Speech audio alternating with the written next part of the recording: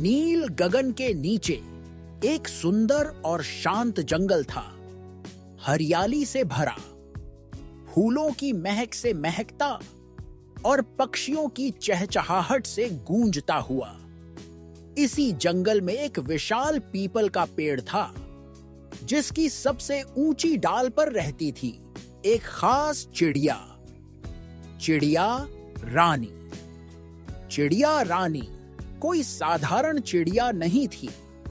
उसके पंख सुनहरे थे जो सूरज की किरणों में चमकते थे और उसकी आंखों में ज्ञान की चमक थी। वह न केवल सुंदर थी, बल्कि समझदार और न्यायप्रिय भी थी। सभी पक्षी उसे बहुत मानते थे और जब भी जंगल में कोई समस्या आती, चिड़िया रानी ही उसका हल निकालती। चिड़िया रानी का नाम था सुनैना। वह बचपन से ही अलग थी। दूसरों की मदद करना, झगड़ों को सुलझाना और नन्हे पक्षियों को उड़ना सिखाना उसका शौक था। धीरे धीरे उसकी अच्छाइयों के कारण सभी पक्षी उसे चिड़िया रानी कहने लगे। एक दिन की बात है, जंगल में अफरा तफरी मच गई। आसमान में कुछ बड़े पक्षी मंडरा रहे थे, कौवे और चीले जो छोटे पक्षियों के घोंसले तोड़ रहे थे और अंडों को चुरा कर ले जा रहे थे। नन्हे पंछी डर के मारे पेड़ों से बाहर नहीं निकल पा रहे थे। सभी पक्षी इकट्ठा होकर चिड़िया रानी के पास पहुंचे।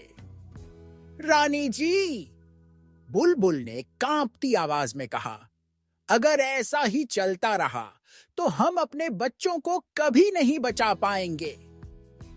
चिड़िया रानी ने सबकी बात ध्यान से सुनी और बोली, डर कर छिप जाना कोई हल नहीं है। हमें मिलकर अपनी रक्षा करनी होगी। सुनैना ने जंगल के सभी पक्षियों की एक सभा बुलाई।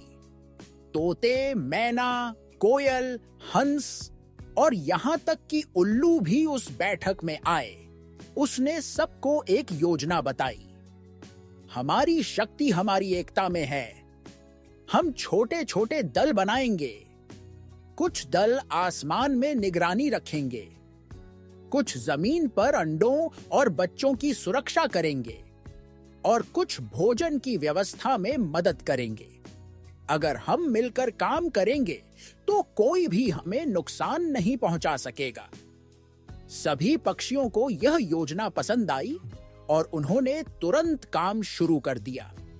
अब जंगल में सुरक्षा व्यवस्था मजबूत थी। चीलें जब भी घोंसलों के पास आती तो छोटे पक्षी झुंड बनाकर उन्हें दूर भगा देते।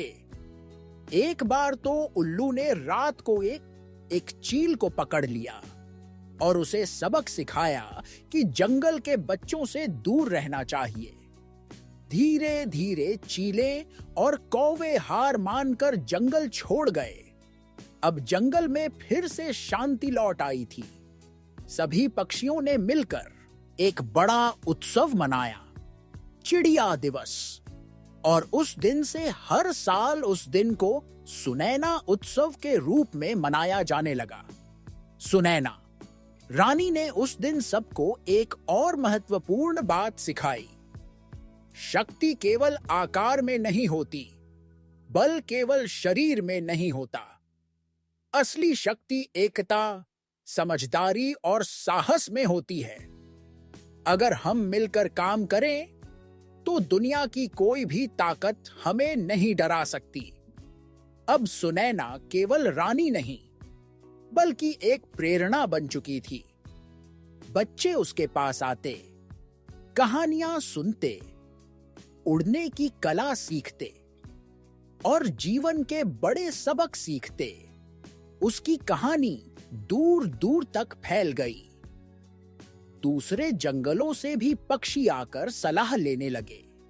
एक दिन जंगल में एक नन्ही चिड़िया आई। उसका नाम था जीमी।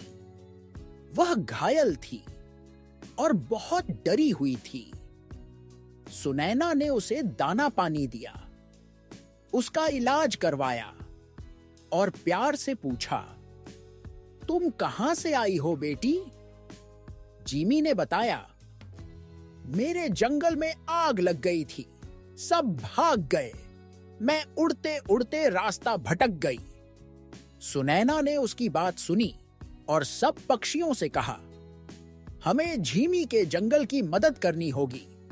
वहां के पक्षी हमारे जैसे ही हैं। अगर हम उनकी मदद नहीं करेंगे तो हम अपनी जिम्मेदारी से भागेंगे। सभी पक्षी तैयार हो गए। उन्होंने पानी से भरे पत्तों की बाल्टियां बनाई और झुंड बनाकर आग वाले जंगल की ओर उड़ गए। दिन रात की मेहनत के बाद जंगल की आग बुझा दी गई। घायल पक्षियों की मदद की गई और कई घोंसले फिर से बनाए गए। अब दूसरा जंगल भी हरा भरा हो गया। सभी ने चिड़िया रानी को धन्यवाद दिया। जिमी ने नम आंखों से कहा, आपने न केवल मेरी जान बचाई बल्कि मेरे पूरे जंगल को एक नई जिंदगी दी। चिड़िया रानी मुस्कुराई और बोली, हम सब इसी धरती के हिस्से हैं। जब एक पेड़ जलता है तो पूरी धरती दुखी होती है। हमें एक दूसरे की परवाह करनी चाहिए। यही असली राज है जीवन का। एकता, साहस और बुद्धिमानी से कोई भी कठिनाई दूर की जा सकती है। चिड़िया रानी सुनैना ने हमें दिखाया कि छोटी सी चिड़िया भी बड़े बड़े काम कर सकती है। अगर उसके इरादे नेक हों और दिल में प्यार हो